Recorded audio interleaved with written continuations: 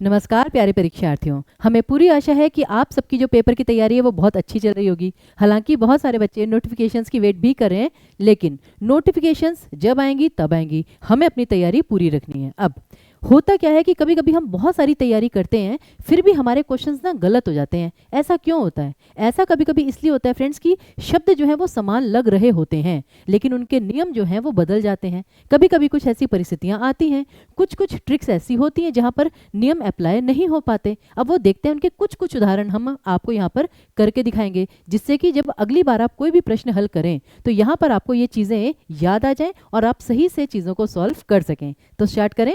तो सबसे पहले फ्रेंड्स यहाँ पर हम लेते हैं संधि का उदाहरण। अब संधि में कुछ ऐसी चीज़ें हैं जिन्हें हमें बहुत ध्यान से देखना होगा। फॉर एग्जाम्पल रामायण, एक शब्द है रामायण। अब इसमें कौन सी संधि है? एक बार सारे बच्चे प्लीज़ कमेंट बॉक्स में लिखिए जल्दी से। फ्रेंड्स बहुत ही छोटा सा वीडियो है, लेकिन आपके लिए बहुत महत्वपूर्ण हो सकता है। तो रामायण, अब ध्यान दीजिए कि अगर हमने आपको नियमों में बताया था कि जहाँ पे आए की ध्वनि आती है, आए की ध्वनि, अये आए अव आव, वहाँ पे अयादि संधि होती है। लेकिन आए की ध्वनि तो यहाँ पर भी है ना फ्रेंड्स। लेकिन आप ये थोड़ी ना कर देंगे कि राम प्लस अन, नहीं ना। इसका सही संधि विच्छेद क्या होगा? राम प्लस अयन। यानी कि यहाँ पर ये जो आय वाली ट्रिक है वो नहीं चली, क्योंकि यहाँ पे हमें शब्दों को भी महत्व देना पड़ा।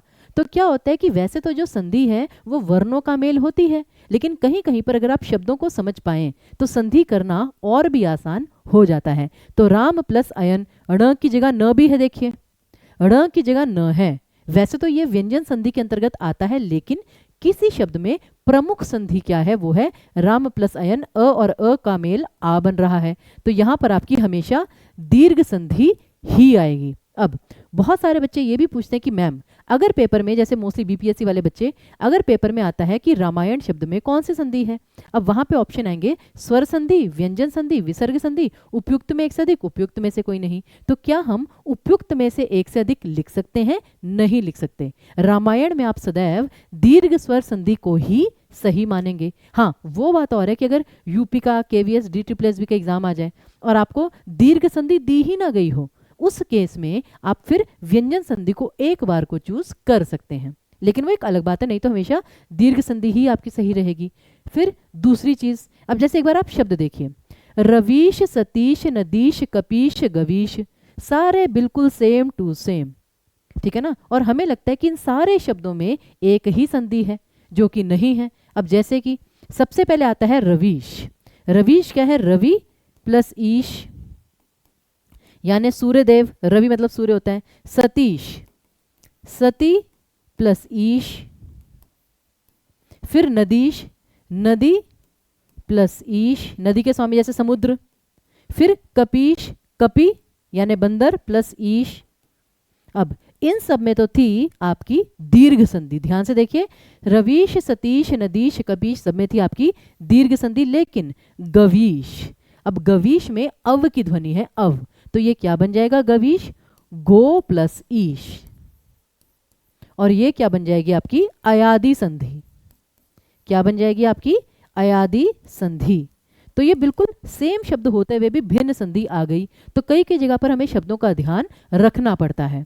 अगला देखिए, उसी प्रकार संधि में एक और चीज है, एक व्यंजन संधि का नियम है फ्रेंड्स, कि जब भी शब्दों, व्यंजनों की पुनरावृत्ति होती है, जैसे कि आप देखिए उन्नति, उड्डयन, सज्जन, उच्चारण, यहाँ पे न की पुनरावृत्ति है, यहाँ पे ड की, यहाँ पे ज की, और यहाँ पे च की, और उसी प्रकार यहाँ पे म की। अब अधिकतर क्या होता है? हमेशा नहीं, अधिकतर यहाँ पे त के नीचे हलंत आ जाता है। ये आपका व्यंजन संधि का उदाहरण है। हालांकि पहले वाले में जो नियम लगता है वो है पहले और पांचवें नियम का संबंध, कि त थ द ध न, तो जहां पर भी डबल न आएगा वहां पे त आ जाता है, कि उत्त प्लस नति, उत्त प्लस नति, त। अगला उड्डयन, इसमें भी वही आएगा, उत्त प्लस डयन। फिर सज्जन, इसमें भी वही आएगा, सत प्लस जन। और उच्चारण में भी वही आएगा, उत्त प्लस चारण। तो आप देखिए जहां जहां पर व्यंजनों की पुनरावृत्ति हुई सभी जगह त के नीचे हलंत आया। लेकिन अमय में नहीं होगा फ्रेंड्स। ये अमय का क्या होगा? अप प्लस मय, अप प्लस मय, क्योंकि यहाँ पे फिर वही पहले और पांचवें वर्ण का संबंध आ जाता है, प फ ब भ म। तो ये चीज होती है कि बिल्कुल सेम सेम दिखने वाली चीजों में भी नियम परिवर्तित हो सकते हैं। तो ऐसी कुछ कुछ चीजों का हम ध्यान रखेंगे तो परीक्षा में सरलता हो सकती है। अगला देखिए, अगला आता है समास। समास में भी कुछ ऐसी समस्याएं हैं जो हमें आ सकती हैं, जैसे कि रेलगाड़ी, बैलगाड़ी, मालगाड़ी, हाथगाड़ी। अब सारे क्या हैं, गाड़ी गाड़ी गाड़ी। तो हमें पता है कि भाई सब में तत्पुरुष समास है, यहां तक तो सही है। बट अगर पेपर में आपसे तत्पुरुष समास का भेद पूछ लिया जाए कि कर्म तत्पुरुष है, करण तत्पुरुष है, संप्रदान तत्पुरुष है, अपादान तत्पुरुष है। भाई तत्पुरुष समास के 6 भेद होते हैं ना, 6 कारक होते हैं, तो उसमें केवल कर्ता और संबोधन कारक नहीं होता, बाकी 6 के 6 कारक होते हैं। अब इन सबका समास विग्रह वैसे तो यूट्यूब पर, पेड बैच पर, हर जगह हम आपके साथ चर्चा कर चुके हैं, लेकिन एक बार अपने एंड पर इन चारों शब्दों का समास विग्रह करके देखिए आप। मैं भी आपको थोड़ा सा समय देती हूँ, आप एक बार प्लीज सभी बच्चे ट्राई करके देखिए कि रेलगाड़ी, बैलगाड़ी, मालगाड़ी और हाथगाड़ी, ये मैं बताती हूँ सब में आपका तत्पुरुष समास है। लेकिन तत्पुरुष समास कौन सा वाला है वो यहां पर प्रमुख है। हाँ जी, सभी बच्चे ट्राई कीजिए। तो अब जैसे सबसे पहला क्या है आपका, रेलगाड़ी। तो ये क्या है, रेल मतलब हम ना ट्रेन सोचते हैं फ्रेंड्स, रेल का मतलब होता है पटरी। तो ये क्या आएगा, रेल, ब्रैकेट में लिख दीजिए पटरी, रेल पर चलने वाली गाड़ी, रेल पर चलने वाली गाड़ी। तो यहां पे कौन सा कारक चिन्ह है, पर। तो यहां पर क्या आ जाएगा, अधिकरण तत्पुरुष समास। पहला चीज समझ में आ गई आपको, रेलगाड़ी में तत्पुरुष, अधिकरण तत्पुरुष। दूसरा, बैलगाड़ी। अब जानते हैं मोस्टली बच्चे बैलगाड़ी का समास विग्रह क्या करते हैं फ्रेंड्स, बैलों की गाड़ी। भाई वो गाड़ी बैलों की नहीं है, वो गाड़ी ओनर की है जो बैलों को चला रहा है, लेकिन वो गाड़ी बैलों के द्वारा खींची जा रही है। तो ये होगा बैलों से यानी कि के द्वारा चलने वाली गाड़ी, चलने वाली गाड़ी। अब यहां क्या है, से या के द्वारा, ये आएगा आपका करण तत्पुरुष।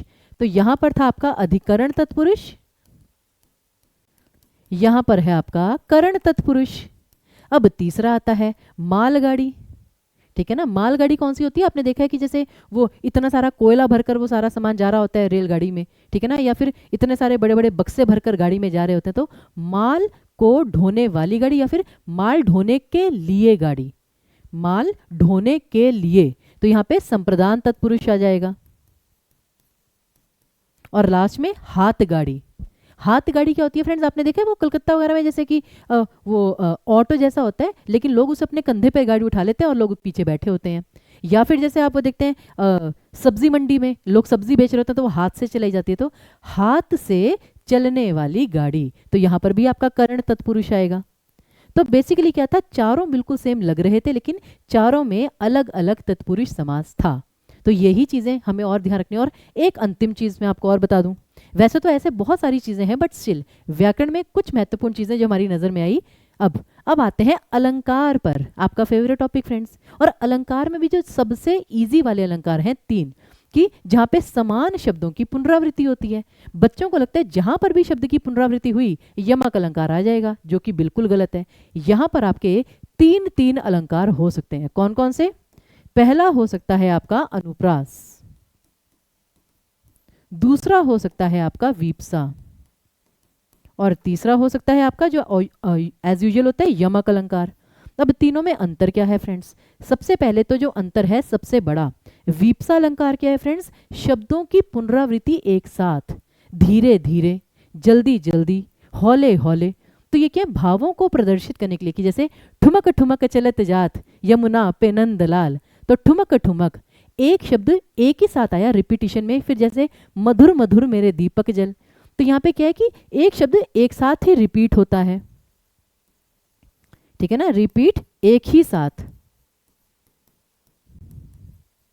कि ठुमक ठुमक चलत चाल यमुना पे नंदलाल। तो ठुमक ठुमक ये क्या है आपका वीप्सा अलंकार। लेकिन अगर शब्द जो है वो रिपीट होता है दूर दूर में, लेकिन उसका अर्थ जो है वो समान है, जैसे वही मनुष्य है जो मनुष्य के लिए मरे, ठीक है ना। तो यहाँ पे मनुष्य और मनुष्य 2 बार आया, लेकिन दोनों ही बार उसका अर्थ बिल्कुल सेम था। ऐसा नहीं कि इस मनुष्य का अर्थ कुछ भिन्न है, उस मनुष्य का अर्थ कुछ भिन्न है। तो वो है आपका अनुप्रास अलंकार, लाटानुप्रास। जहां पे शब्दों या वाक्यों की पुनरावृत्ति होती है वहां पे लाटानुप्रास होता है। और लास्ट में आता है यमक अलंकार। अब यहां पर होता है कि जब ये शब्द रिपीट तो हो रहे हैं लेकिन उनका अर्थ भिन्न है। शब्द दोबारा आया, शब्द दोबारा आया परंतु भिन्न अर्थ में, भिन्न अर्थ में। अब ये है आपका यमक अलंकार। जैसे कि काली घटा का घमंड घटा, तो एक घटा मतलब बादल, एक घटा मतलब कि कम हुआ। उसी प्रकार कनक कनकते सौगुनी। अब यहां पर भी एक चीज देखिए, कनक कनकते सौगुनी। अब कनक कनक एक साथ आया तो कुछ बच्चों को लगता है कि वो वीपसा होगा, लेकिन नहीं, यहाँ पे दोनों कनक का मतलब भिन्न है। एक कनक का मतलब है धतूरा, कि धतूरा ज्यादा खा लिया तो इंसान पागल हो जाएगा नशे में। और दूसरा धतूरा है संपत्ति, सोना, यानी कि अगर इंसान को पैसा ज्यादा मिल जाए तब भी इंसान गुरूर में पागल हो जाता है, तो इसलिए वो आपका यमक में आएगा। उसी प्रकार कबीरा सोई पीर है जो जाने पर पीर, तो एक पीर का मतलब है सिद्ध पुरुष, दूसरे पीर का मतलब है पीड़ा, तो वो होता है यमक अलंकार। अगर शब्द रिपीट हो लेकिन भिन्न अर्थ में हो, और अगर शब्द रिपीट हो लेकिन सेम मीनिंग में तो आपका अनुप्रास, और अगर एक साथ शब्द रिपीट हो धीरे धीरे चलते चलते, ठीक है ना, भावों के लिए, तो वो वीपसा अलंकार। तो ये है फ्रेंड्स आपके कुछ समान सी दिखने वाली चीजें हैं लेकिन जिनके नियम बिल्कुल भिन्न होते हैं। तो मुझे पूरी आशा है कि आपने इस वीडियो को बहुत अच्छे से देखा होगा, इसमें जो भी लाभ आपको मिल सकता है वो आपने जरूर उठाया होगा। बाकी अगर किसी विषय पर आपको ऐसे ही कुछ वीडियोस चाहिए तो आप कमेंट बॉक्स में लिखकर जा सकते हैं। हमें दीजिए विदा, ठीक है, और हम आपके लिए हमेशा यहाँ पर अवेलेबल रहेंगे यूट्यूब पर। कोई भी आपकी समस्या होगी कमेंट बॉक्स में आप लिखिए, नहीं तो टेलीग्राम है, इंस्टाग्राम है, फेसबुक है, व्हाट्सअप है, हर सोशल मीडिया पर टीचिंग परिचय आपके लिए अवेलेबल है। तो मिलते हैं आपसे अगले वीडियो में, तब तक के लिए बहुत बहुत धन्यवाद।